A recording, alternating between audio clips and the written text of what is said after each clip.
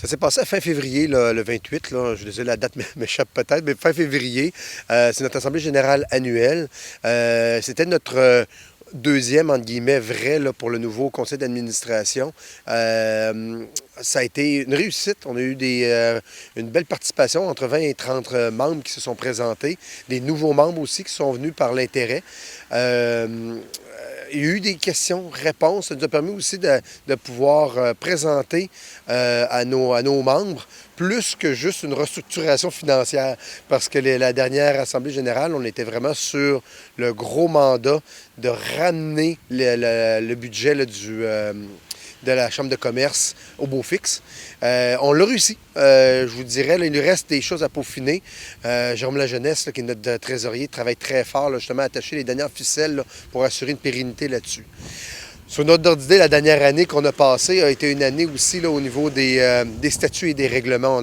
C'est pas des choses qui sont très glamour, en bon anglais, là. Mais c'est extrêmement important. Nous autres, ce qu'on s'était dit dans les dernières années, c'était qu'on voulait assurer des bonnes bases pour que ceux qui nous succèdent pour le futur puissent bien naviguer là, avec la Chambre de commerce.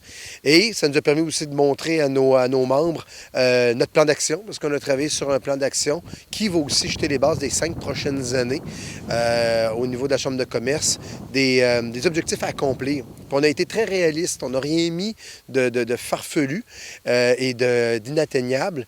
Puis ce qui était plus compliqué ou qui demandait aussi, parce qu'on se le rappelle, on a encore 100 de bénévoles autour du CA. On n'a pas de permanence. On a une employée qui s'occupe au niveau des analyses d'eau, mais le reste, c'est tout fait de façon bénévole. Fait que le temps qu'aussi longtemps qu'on n'aura pas un chargé de projet ou un employé qui va être capable de mener les dossiers à bras-le-corps, il faut être réaliste pour la prochaine année. Fait que 2024 est encore une année de peaufinage. On va travailler pour aller chercher justement probablement cet employé-là.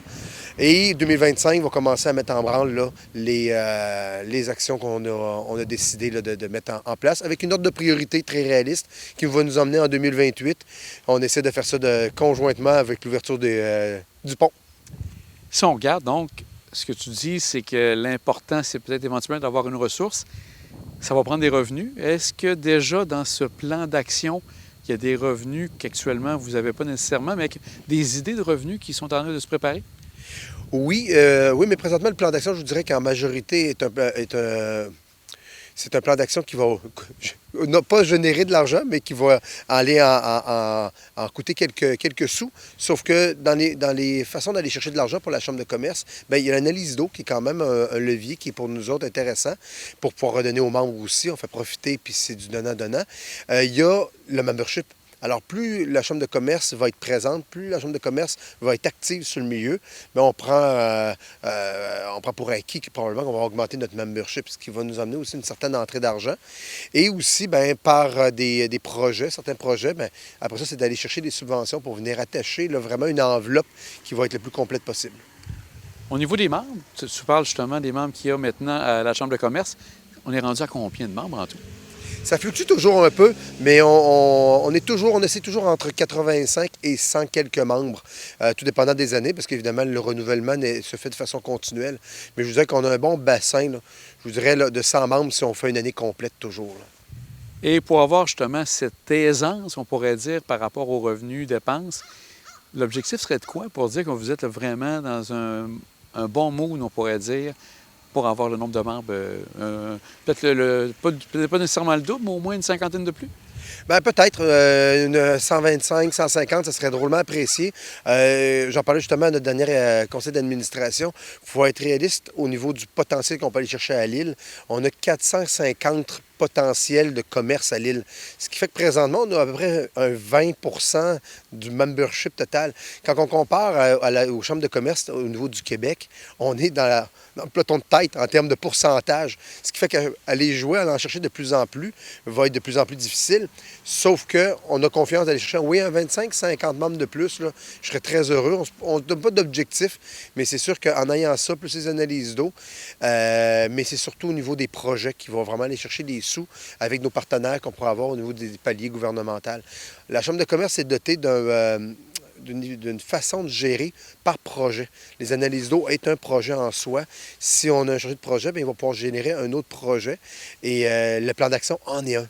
Fait que, tu sais, on va pouvoir développer débloquer des sous, débloquer des enveloppes pour cette gestion-là. Puis lui, évidemment, un mandat d'un directeur général, d'un chargé de projet, c'est d'aller chercher des sous pour ce type d'objectif-là. Au niveau des liens qui ont quand même été tissés avec la Chambre de commerce ici à Québec, est-ce que ça se poursuit? Est-ce qu'il y a encore des collaborations qui sont à prévoir? Oui. Bien, dans la dernière année, comme je disais, qu'on travaillait beaucoup sur nos statuts et règlements. Ils ont servi de mentors beaucoup au niveau parce qu'eux, ils avaient fait le travail un petit peu en avance de nous autres, ce qui fait qu'il y avait déjà des documentations. Le travail avait été fait. Fait que, je l'ai déjà sorti avec vous, cette expression-là. Pourquoi faire une trail à côté d'une trail qui existe déjà? Fait qu'on va prendre celle-là qui est déjà pour nous emmener encore un peu plus loin, là, à ce niveau-là. Fait que le partenariat est drôlement important. Puis des fois, dans les avantages membres, oui, il y a des analyses d'eau, on en parle souvent, mais en étant membre puis partenaire avec la Chambre de commerce de Québec, les membres de la Chambre de commerce de l'île d'Orléans ont accès aux tarifs préférentiels des activités, des conférences, des 5 à 7 que la Chambre de commerce de Québec organise aussi. Fait que c'est un avantage aussi, en soi. Pour ce qui s'en vient, donc pour le printemps 2024, est-ce qu'il y a des activités à venir, entre autres des 5 à 7 qui sont en train de se préparer pour ici, pour les membres de la Chambre de commerce? Oui, la date est pratiquement tombée. Là, on parle de mi-mai. On l'a déplacé un petit peu cette année pour une question d'agenda. Mais autour du mi-mai, là, on va avoir le 5 à 7 là, du printemps. Il nous reste à peaufiner. Pour ça, je ne peux pas vous l'annoncer. On se reverra pour ça. Au niveau si on fait un conférencier ou quelque chose comme ça, là, invité.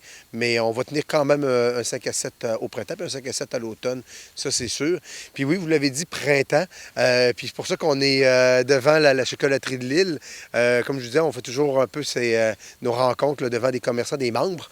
Et on est à quelques jours près de Pâques. Fait que je pourrais être à propos de venir devant la chocolaterie et de vous d'inviter les membres et les citoyens à venir encourager nos commerçants comme la chocolaterie de Lille, mais pas juste pour les fêtes habituelles. Ils sont ouverts à l'année. Ils ont une crèmerie, les chocolats. C'est un peu comme les fleuristes. Allez voir les fleuristes autres qu'à la Saint-Valentin et autres qu'à la fête des mères. Offrir des fleurs un peu tout le temps, c'est pas une mauvaise chose non plus. Donc, Marc-André, on va suivre avec grande attention ce qui s'en vient à l'île d'Orléans. Puis bien sûr, on en saura un peu plus sur l'activité qui s'en vient pour la mi-mai.